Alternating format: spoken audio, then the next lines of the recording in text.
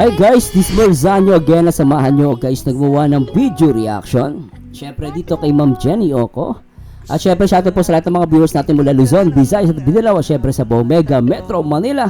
Syempre shoutout po sa lahat ng mga team Kalingap sa pangunahan ni Kuya Barsatos Patubang at Edna. At syempre ni Kalingap Rob. At syempre guys, hindi ko na papatagalin. I-react po natin ito si Ma'am Jenny Oco. At itong reaction video po, no, disclaimer lang po. Ito for educational purposes. At magbibigay lang po tayo ng opinion. At mas maganda kasi na makilala pa natin si Ma'am Jenny Oco. At alam naman natin na maraming binabato sa kanya ng mga pambabash. No? At ako bilang reactor, ako gusto ko talagang malaman at makilala pa siya. No? At ang habol ko naman po is malaman yung katotohanan at the same time makapagbigay ng educational na reaction video. At nating nating personal po ito. Ngayon sa mga may mako-comment diyan na negative, no, hindi ko kayo maawat, opinion niyo po 'yan. At the same time kung ako lahat po ng sasabihin ko, sarili ko po opinion 'yon, sarili kong formulated, no, formulated po yung opinion ko, kumbaga sa akin galing. At hindi ko po yung pinipilit kahit kanino, no? Hindi ko kayo pinipilit ng paniwalaan ako. At sa akin lang, magbibigay lang ako ng opinion, ng komento, ng reaksyon, at yun po ay based lang sa akin. Ngayon, kung may mga comment po kayo dyan, in-encourage ko po kayo na huwag magsalita ng hindi maganda kahit kanino. At wala po tayong karapatan namang manghusga kahit kanino, okay? At siguro hindi ko na papatagalin guys, at pakinggan natin to, itong video ni Ma'am Jenny Oco. Hello everyone! Konting kwentuhan tungkol sa akin. Hello? Sino ka? Hello po, yes po, I'm Jenny Oco. Kilala po ako sa pangalan na yon. Huwag niyo na pong tanungin kasi ang haba-haba po ng pangalan ko. Oh. Ako po Parang sa akin, mahaba di pangalan ko. ay isang panganay na anak sa aming What? magkakapatid. Panganay siya? Lumaki po ako sa pamilyang politics. And I have one kid na si Tiona po. Oh, okay. And pangalawa po tong nasa tummy ko. Yung anak ni Papa Dan, tsaka niya. Okay? Sa mga nagsasabi po dyan na may 2 or 3 or 4 po akong anak sa iba-iba, nagkakamali po kayo. Pasensya na po. I have one kid na si Tiona and yung pangalawa ko pong anak na nasa tummy ko po. Yun lang po. Bakit single mom ka? Mabait ka naman pala. Bakit hiwalay ka sa dati? So, ito. Pakinggan natin to. Yes, I'm a single mom before. But now, hindi na po. Hindi dahil nag-fail po ako sa Pasko ay ibig pong sabihin nun is masamang babae na po ako or may masamang pag-uugali po ako. Nagkakamali po kayo. Dahil hindi po nag-fit ang ugali ng tatay ni Tiona. Hindi nag-fit yung ugali ng tatay ni Fiona. Tapos? Sa ugali ko po. Oh. At ako po ay nag-suffer ng matinding trauma at depression okay. sa nakaraan ko po. So, hindi na po importante para pag-usapan pa or ungkatin pa yung nakaraan ko po. Tama. Dahil isang respeto na lang po para sa privacy po ng tatay ni Tiona at isang respeto rin po para sa privacy po ng pamilya ng tatay ni Tiona. Tama rin. So ito, may sasagutin tayo, no? Actually may nabasa akong comment doon sa sinabi niya na hindi nag-fit sila nung dati niyang asawa. Na sinasabi ng iba, sabi nila, kung di kayo nag-fit, ba't kayo nagkaanak? Hindi sinasabi ng iba. Parang ang dating, hindi pala kayo nag-fit, ba't kayo nagkaanak? Alam nyo guys, remember guys, no? Lagi nyo iisipin yung time frame ng isang tao. Tandaan nyo guys, no? Hindi porket nagkaanak, kumbaga parang hindi pala kayo nag-fit, pero ba't kayo nagkaanak? Makes sense kung titignan mo, pero titignan mo din yung kondisyon. Siyempre, normally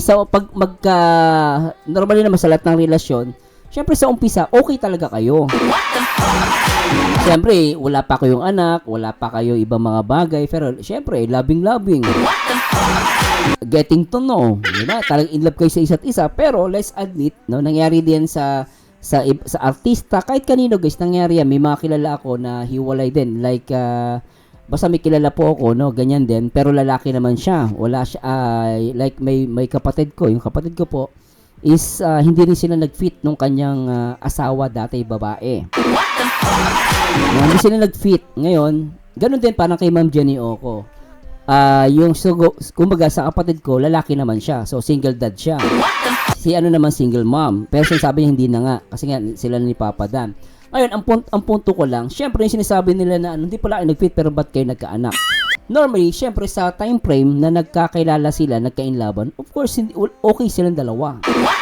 Pero minsan, nagbabago yan. Depende sa, alam mo yun, kung kailan kayo nagkaanak, minsan, doon na papasok yung talagang magkakaroon kayo ng problema, hindi pagkakaunawaan. So, dumarating sa buhay ng tao yan, which is di naman natin pwedeng husgahan. No, of course, tandaan nyo guys, nagkaanak yan. Syempre, umpisa pala inlaban yan eh. Nasa moment pa nagkaka-inlaban, syempre, talaga magkakaanak yan. Kaya lang, let's admit, pag nagkaroon na ng anak, doon na papasok, doon na makikilala yung ugali ng tao minsan.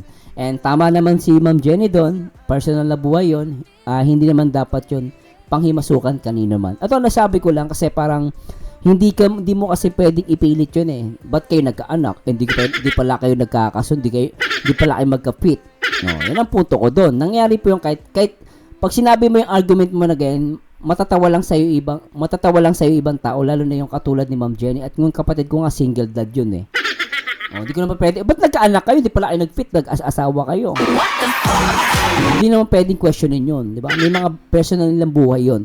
At in the first place, walang karapatan na pag-usapan yung privacy ng isang tao. Sinasabi ko to in general knowledge, guys. Okay? Matuloy na. Pag-usapan pa or ungkatin pa yung nakaraan ko po. Dahil isang respeto na lang po para sa privacy po ng tatay ni Fiona at isang respeto rin po para sa privacy po ng pamilya ng tatay ni Fiona. Okay. Saan ka nag-aral? Ako po ay nag-aral ng elementary sa Labo Elementary School. At high school naman po sa Chongwa High School. At sa college ay sa Ateneo de Naga University. Atenista pala to si Jenny. Atenista, shout out sa lahat ng mga atenista dyan ha.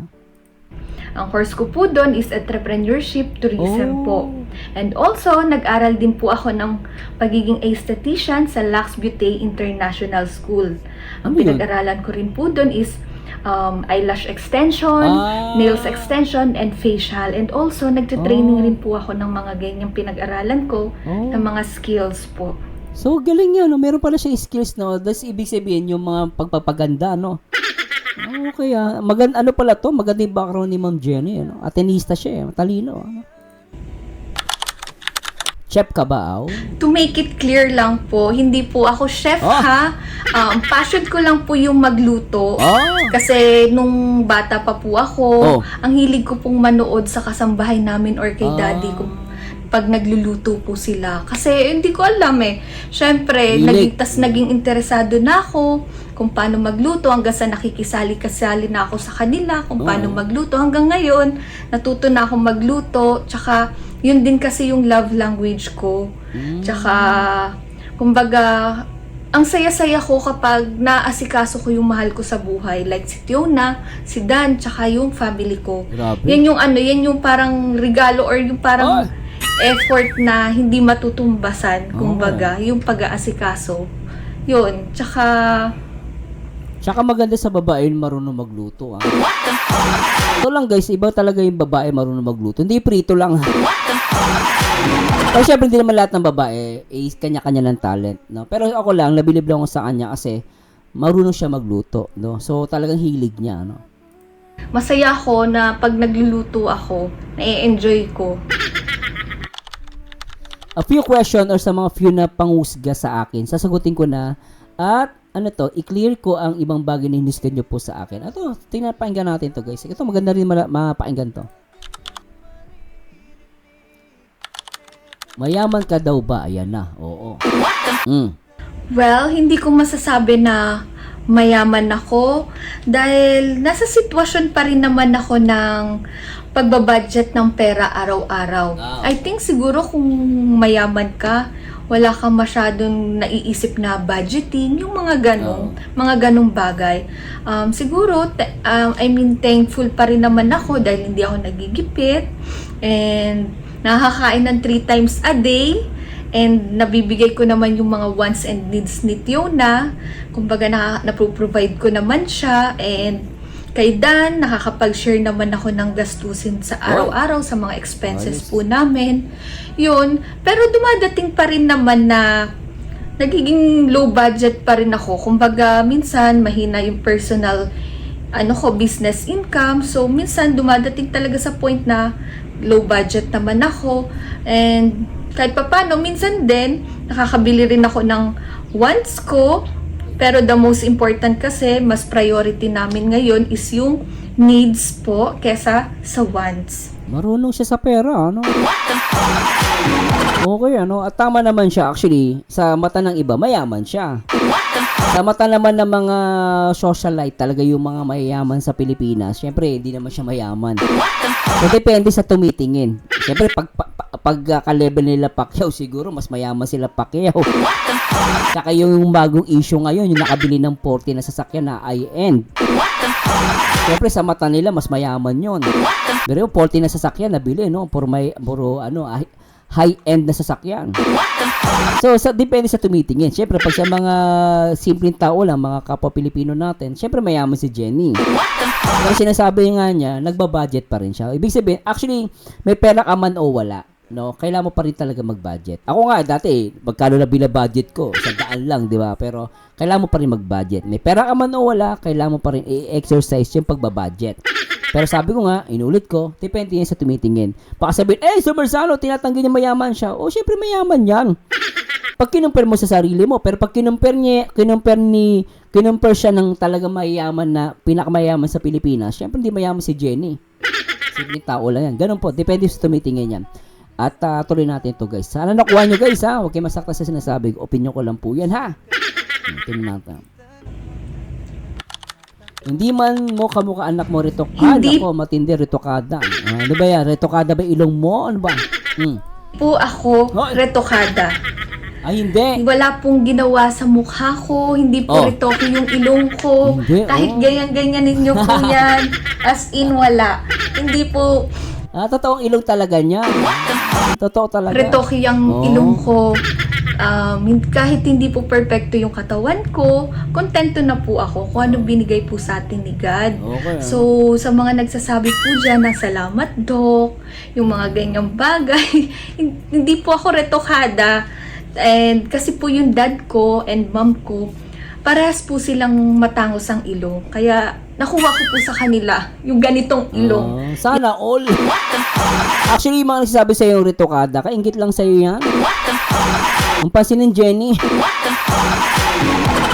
Ay, gano'n naman sa Pilipinas, no? Pag sinabing, kunwari, mayabang ka, sabi, mayabang ka. Pag matalino ka naman, sasabi, mayabang ka din. Pag maganda ka naman, sabi, retokada. Retokado. Diba sa Pilipinas, maraming judgmental. Pero at sinagot niya, diba? Diba? Kasi ang ganda ng ilong niya talaga eh. Actually, mga ganyang ilong, kala mo pinapagawa eh. Pero it turns out, hindi naman. Pag ginanong-ganon niya na eh, diba? Ibig sabihin, totoo. Diba? Ako, totoo yan ha. Baka sabihin, di totoo yan ha. So yan guys ha. Mga totoo. Yung retokada kasi di mo magaganon. Di mo magagalaw na ganon eh. Natin. Yan po na sinasabi niyo pong retoke is hindi po. Hindi. And also, sa nagsasabi po, kaya daw po, retokada daw po ako kasi nga hindi ko kamukha yung anak ko na si Tiona. Kasi po si Tiona po is, kamukha niya po yung tatay niya. Lalo na, nakuha niya rin po ni Tiona sa kanya yung kulay nung tatay niya. Kaya pala yung kulay, no? Hindi masyado kasi maputi. Ako, ganun din ako yung anak ko, hindi ko kamukha. Mas kamukha siya ng asawa ko, ganun. Mas malakas siguro, mahina dugo ni Jenny. So, lalabas. Ito guys, hula ko lang ha.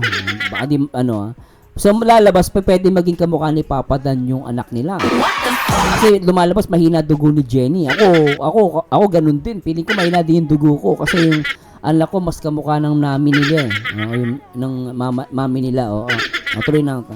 Yun po, kasi di ko po talaga naging kamukha si Tiona. Yun nga po, ako yung nagdala ng 9 months. Wala man lang akong nakuha kay Tiona. But yun lang po, ikaklaruin ko lang po. Yung anak ko po, kamukha po siya ng tatay niya. Okay. And lalong-lalo na po, hindi po ako retokada. Tsaka please lang ha, huwag nyo idama yung bata. Parang awa nyo na. Huwag maging makitid ang utak. Alam nyo kung galit kayo, huwag nyo idama yung bata. Pananagutan nyo sa Diyos yan pagdating ng araw. Magbago kayo. Alam nyo, pag bata, hindi dinadama yan sa ganyang usapin. Tsaka huwag nyo sabihin na hindi niya anak. Masakit sa bata yung guys. Alam, matanda ka na. Idadama yung matanda. Maya ka sa sarili mo. Anak na pateng. Tuloy natin. Bakit nag-vlog ka na? Private person ka daw. Pakailan mo. O gaganyanin ako. Pakailan mo. May pambila akong camera. May pang wifi ako. Saka maganda naman ako sa camera. Pakailan mo. Pakailamero, ano. Ako, private person ako dati. Siyempre, gusto ko mag-vlog. Pakailan mo. Lintik talaga. Tuloy natin. Unang-una, sinubukan ko lang at wala naman pong sigurong masama kung susubukan kong mag-vlog, di ba? Yes, karapatan mo yan. I'm a private person, pero hindi naman yung masyadong literal na pribadong tao po na gano'n. Kasi lumaki rin naman po akong nasa public. Kasi nga, di ba, yung family ko po is nasa politics. So, kahit pa paano, nakakasalamuha po ako ng mga iba't ibang tao. So, yun nga, na trinay ko po ang pag-vlog, andito na po ako sa sitwasyon na ganito. So, yun lang naman po. Wala namang masama siguro kung mag-vlog ako. Kung si Small Laude nga, di ba? Private person. Napakayamang tao. Pero she do vlogging. Kasi nga, just for fun. And gusto niyang i-share yung moments na nangyayari sa life niya. So, that's why, isa rin yun sa reason na ganun din yung gusto kong mangyari is just for fun. And Saka pwede naman sa'yo, Jenny. May tsura ka na, maganda ka. Di ba, no? Gusto ko rin ma-share po sa inyo yung mga moments, masasayang moments na nangyayari sa life ko and sa life also ni Dan at sa binubuo namin family. So, wala naman po akong nakikita na pinasok ko yung pag-vlog na masama or hindi, na parang hindi okay, yung ganong bagay. Kumbaga, hayaan nyo na po ako, ibigay nyo na sa akin to. So, no bashing na lang po, parang, yun nga, nakita ko naman na nakaka-enjoy pala yung pag-vlog. Tsaka maganda rin, alam mo, totoo lang, maganda rin yung vlogging, totoo lang. Kasi, lalo na yung mga, si Small Laude, mayaman yun. Ngayon makikita mo yung mayaman, ganito pala yung ginagawa, no? Yung mayaman pala, pwede rin pala maging makulit. Pwede rin pala siya makipaghalubilo sa mga maliliit na tao. Sa akin, walang problema yun. At the same time, lahat tayo, may karapatan tayo. Kung meron kang kaya mo mag-vlog ka. Ay, iba na naman sinasabi nilang ayaw nila mag-vlog kasi hindi naman sila bagay mag-vlog. Si ako, ato guys, hindi sa inaano ko si Jenny, may tsura siya, maganda siya. Yung boses niya maganda, actually. Sa vlogging kasi hindi naman pwede yung boses mo pangit Pwedeng pangit ang boses mo pero minsan ang sakit sa tenga. Yung sa kanya kay Jenny hindi kasi masakit sa tenga. Maganda siya pakinggan. Wag guys, walang personalan po Sinasabi ko yung totoo. Ako kasi as a reactor. Kung titignan ko si Jenny, maganda siya tapos yung boses niya maayos, malinaw, hindi masakit sa tenga. Hindi yung boses ni Matutina. Hello pa! Kamusta po kayo dyan? Hindi mo masakit sa tenga. Tuloy natin. Maarte ka daw. Lahat ng tao maarte. Ako, maarte rin ako. Lahat ng tao may arte. Di ba, minsan tayo, ako nga, pag dinalamok dati, di ba, dati, sanay ako sa mainit ngayon. Pag mainit, nagreklamo ko. Ang init naman, buksan ng aircon. Pero hindi ibig sabihin masama ugali ko. Siyempre, kailangan ko naman umarte minsan, di ba? As long as wala kang itinatapakan na tao. Pangit yung maarte ka na, nananapa ka ng kapwa mo. Alam mo yung maging maarte ka sa sarili mo, pero alam mong wala kang tinatapakan. Di ba? Pangit yung maarte ka, yung doon sa pila. Gusto mo, pili mo maganda ka, gusto mo una ka, yun na pangit yun kasi nakakatapa ka ng ibang tao. Pero kung mag-aarte ka, sa sarili mo lang, okay lang. Kasi lahat naman tao may arte. Minsan kakain lang tayo ng hotdog, gusto pa natin ng ketchup Gabad ko, arte mo naman, kailangan mo pa mag-ketchup. Oo naman. Hotdog ulam natin, di ba? Ganun, di ba? Tuloy natin. Siguro masasabi kong kaartehan ko is eto, the way kung paano ako magsalita. Yung mga ganitong Okay lang. kaartehan ng pagsasalita. Hindi pag-aarte yan. Alam mo, humble pa nga siya, hindi pag-aarte yan, Jenny. That's your natural voice. Diyos ang binagbigay sa'yo niyan. Iba na artehan kasi ayaw sa'yo.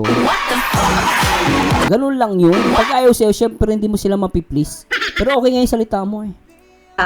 Pasensya na po kayo kasi nakapaligid sa akin or mga close relatives ko, lalo na mga pinsan ko, mga Gen Z yan, mga Gen Oo. Alpha yan, lalo na sa panahon ngayon. Ganito na talaga. Tsaka Jenny, puputulin ko lang guys. Jenny, ka din eh, atinista ka eh. Kasi may mga kaibigan ako atinista, puro social eh. Nagko-konyo. Alam niyo yung konyo? Yung English, tapos magtatagalog. Hey, where you from? I'm here in Cavite. How about you? I'm here in Valenzuela. How about you? I'm from Ayala, Alabang. Social, galing Japan. Mga ganun sila magsalita. Siyempre, pag normal na tao ka, sasabihin mo maarte sila. Pero sa kanilang lingwahe, sa kanilang way of communication, sa kanila normal lang yun. Pero pag ikaw, hindi ka sanay sa guys, ang arte naman nito mga to, mga Pilipino, English pa. Kaya ako sanay ako eh, kasi ako nakakahalubilo ako ng mahirap, nakakahalubilo din ako ng mayaman. Sabi, mga kaibigan din ako mayaman. Yun, mga arte talaga yun.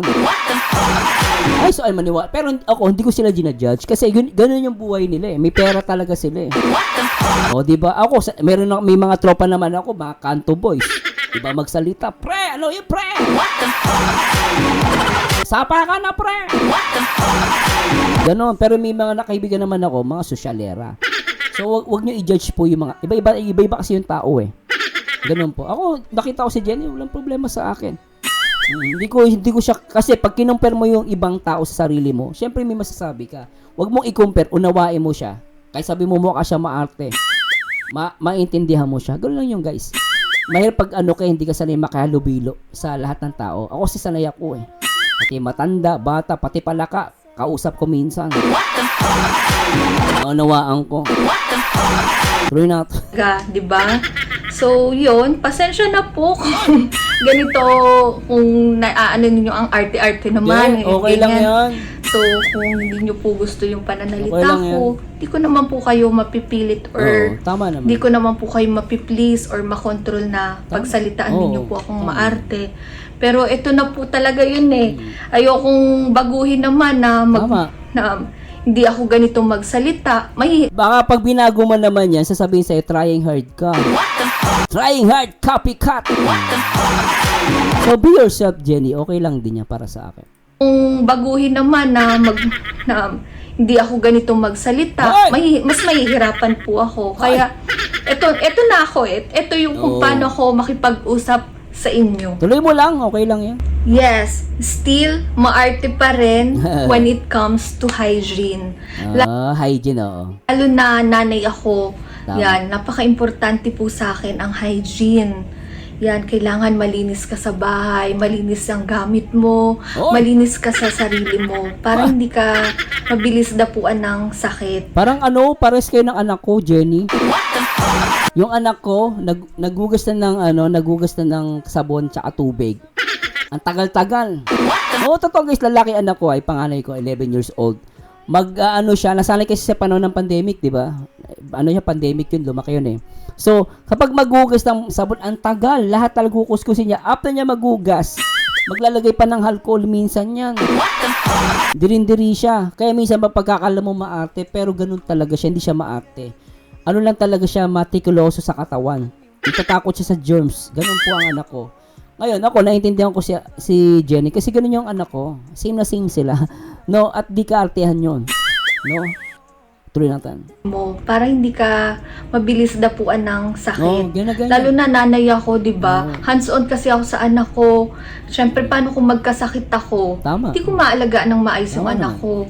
So, dapat priority rin natin yung hygiene natin sa sarili natin. Tsaka yung malinis sa paligid. Yung ganong bagay.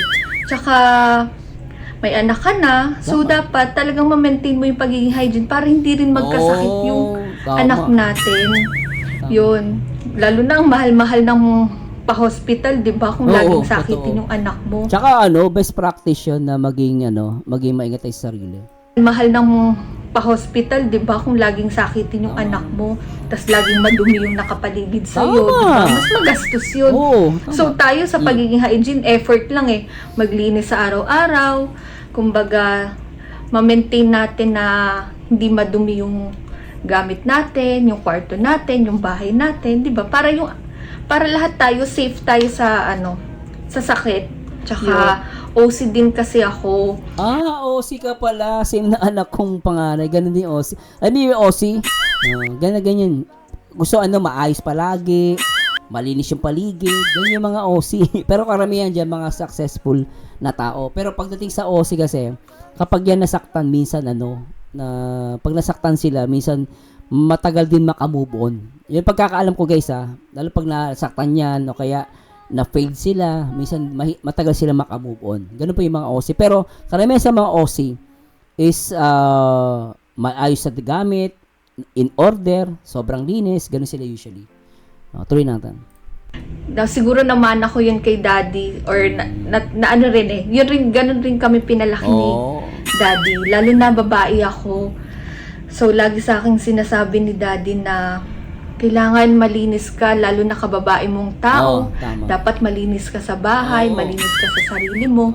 Kasi isa yan sa magugustuhan ng magiging partner or magiging kasama mo habang buhay. Is yung maging maalaga, malinis sa bahay, tsaka malinis rin sa sarili. Yun naman ang pinaka-importante eh. And then, thankful ako sa dad ko kasi pinalaki kami na ganun. Trinain kaming ganun. Kahit may kasambahay kami noon.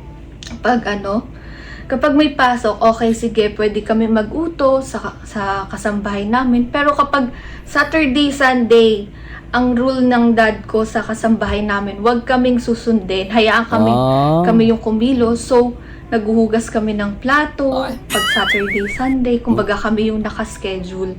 Yung mga ganong bagay. So, isa yun sa way na pinalaki kami ng ganon ng dad ko.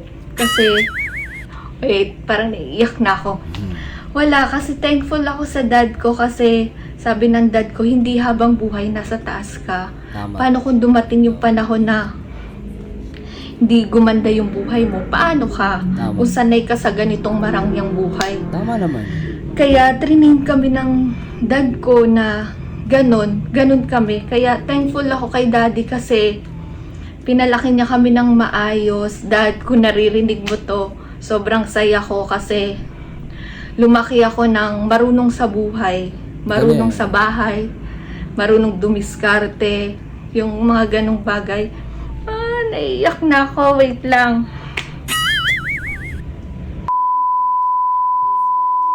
So, thank you, Dad. Kasi, wait lang, naiyak ulit ako. Feeling ko malapit siya sa daddy niya, no? Daming pusa. So, thank you, Daddy, kasi hindi ako nahirapan. Kumbaga, kung paano mo ako pinalaki, ganun rin yung ginagawa kong pagpapalaki kay Tiona, at ganun rin yung gagawin kong pagpapalaki sa anak ko na, na hindi maging,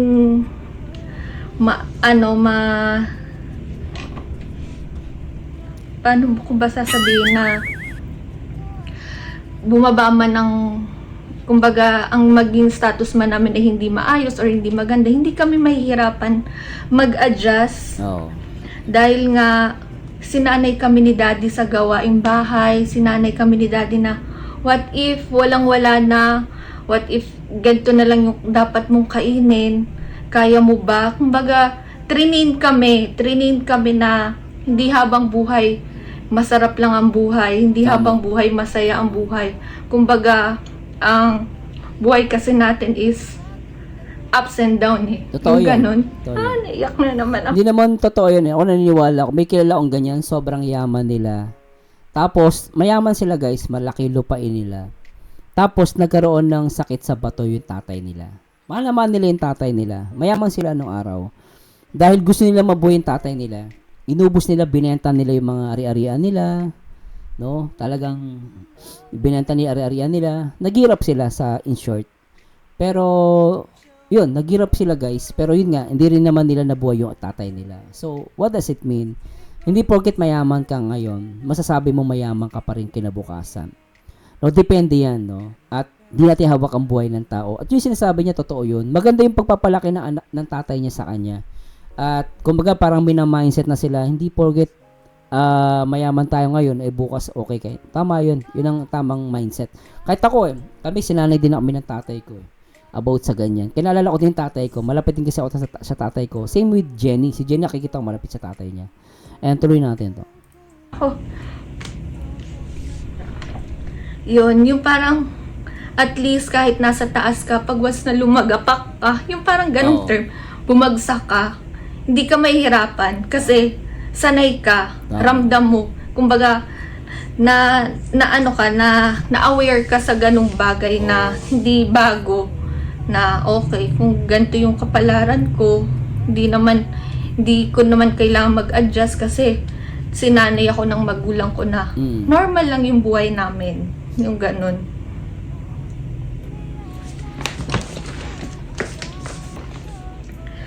Sorry, naging emotional ako sa pananalita ko kasi Okay. naalala ko lang kung paano kami pinalaki ng dad ko. So, kumbaga kaya ako naging emotional kasi naging thankful ako kasi hindi ako lumaking maarte na katulad na kadire, yung mga ganyang bagay. Kumbaga, lumaki ako nang marunong ako sa bahay, marunong ako sa buhay. Kasi unang-una, naalala ko nung train kami ng dad ko. Everyday yan na, hindi yan pumapalya sa na kausapin kami, na bigyan kami ng mga idea. Kasi sabi ng dad ko, kapag malinis ka sa bahay, lalo na maaliwalas yung bahay mo, ang sarap sa feeling na magaan, yung nakikita mo yung bahay mo na maaliwalas, yung tipong walang kalat. Kasi 'di ba pag ang kalat-kalat ng bahay or ang dumi-dumi ng bahay, 'di ba nakakairita talaga siya, ang hirap gumalaw. Mabigat sa pakiramdam. Yung mga ganong bagay. So, yun yung natutunan ko sa dad ko pagdating sa kalinisan, kailangan laging malinis para masayang gumalaw, magaan yung life, yung mga ganong bagay. Naranasan ko yan Ma'am Jenny Oko. Yung tatay ko kasi, pagod sa trabaho yun, mabigat ang trabaho ng tatay ko. Construction worker So, minsan ako sa bahay, ako yung naglilinis. So, ang ginagawa ko bago dumating yung tatay ko, nililinis ko na yung sala namin, walang kalat. Para pagdating niya, hindi maitang ulo. Kasi dati, pag napapansin ko, magulo yung bahay, pagdating yung pagod na pagod, magwawala yun, magagalit. Sisigaw yun. Kasi nga alam namin, magulo. So, totoo yung sinasabi niya. Kami, kahit mahirap kami noon, na-train din ako na kahit mahirap ka, kailangan malinis, maayos, walang kalat. Kahit naka-in order lang yung mga gamit sa bahay. Kaya mapapansin ko, nung dumating yung tatay pag uwi siya, hindi na maitang ulo. Ganun, masaya minsan. Ang mangyayari next day, pag may bagong sahod, magdadala yun ng isda. Kain kayo, magluluto ko ng sinigang, di ba? So okay yung mood niya. Pero kapag magulo yung bahay, naku po, away yan. Yung life, yung mga ganong bagay. Kumbaga sabi nga, di ba, cleanliness is next to godliness. Godliness, totoo yan. Oo. So, ayun na nga, ang dami ko ng cut kasi hindi ko na siya natutuloy kasi nagiging emotional na ako. Naaalala ko na yung pagkabata ko, kung paano kami masaya, kung paano ako train ng dad ko. So, yun, hanggang dito na lang muna po yung isi-share ko about me. So, siguro sa mga next vlog ko, baka may ma-discover kayo tungkol sa akin. Okay, so, yun na po yun. And then... Kaya ang ganda rin niya i-vlog kasi para saan to guys, for educational. Hindi man tayo naninira, hindi tayo nambabalahura. Ang sa akin lang, maganda rin siya makilala, Kasi yung minsan, makikita mo puro negative yung comments sa kanya. Parang foul na minsan Parang, di ba, Parang sobra. Tayo naman, as a reactor, marunong tayong magpatawad. At the same time, maroon din tayo umunawa. Kaya lang, kung puro na lang pangit ang marinig natin sa mga comment section, parang nakakaawa. Ako, nireaksyonan ko siya. Hindi dahil parang kinakampihan ko siya, hindi po. Ang sa akin lang for educational purposes. At syempre, dun yung punto na ma-discover mo siya, makilala mo pa siya. At ay, nakakaawa din kasi may anak na siya. no, buntis pa siya, tapos maraming mga pangbabash pang ginagawa sa kanya. So, for me, no, hindi ko naman po pinipilit yung lahat. No, hindi ko pinipilit lahat. Pero para sa akin, it's better na makilala pa siya. No, bilang isang tao na lang. Tao na lang, guys, hindi bilang isang mayaman na tao. Para sa akin, bilang tao na lang. Usapang pantao na lang. Anyway, tuloy natin to. Yun, and then, thank you kasi nalibang kayong makinig sa akin. Subscribe nyo na rin po ako kung natutuwa kayo sa mga vlogs ko. And then, soon, more content po tayo ng mga good vibe vlogs. Oo, and then, tuloy mo lang. mga personal happy moments po. Yun lang. Bye! Yun. So, yun lang guys ha. Medyo mahaba-haba yung reaction video natin sa kanya. So anyway guys, sana po may natutunan tayo rito. Sana hindi po nakapag-iwan sa inyo to ng hate. Sana gawin nating positibo ang mga bagay dito sa mundong ito, sa ibabaw na to. Minsan lang tayo mabuhay guys. Minsan lang tayo mabuhay. Ang buhay ng tao hindi na mauulit yan. Para sa akin, is better na magpatawad, mag-move on, at the same time, tumingin sa mga bagay na ikabubuti natin at ikabubuti ng ibang tao. At sana po, no, mag-comment po kayo. Kung ano masasabi nyo guys, please don't stop bashing. Pero sabi ko nga, comment nyo po yan, hindi ko kayo pipigilan. At please, ayusin po natin ating mga comment. At maraming salamat sa Diyos sa lahat ng mga uunawa. At sa mga umuunawa, maraming salamat sa Diyos. And always remember, one Kalingap, one family. Ito po ang paborito nyo reactor ang nag-iisang Marzano TV 2.0. Sabi ko nga, ang taong bitter ay walang forever. Mag-react ayon sa itsura, mag-komento ayon sa ganda. And to God be the glory guys. Paalam po. Bye-bye.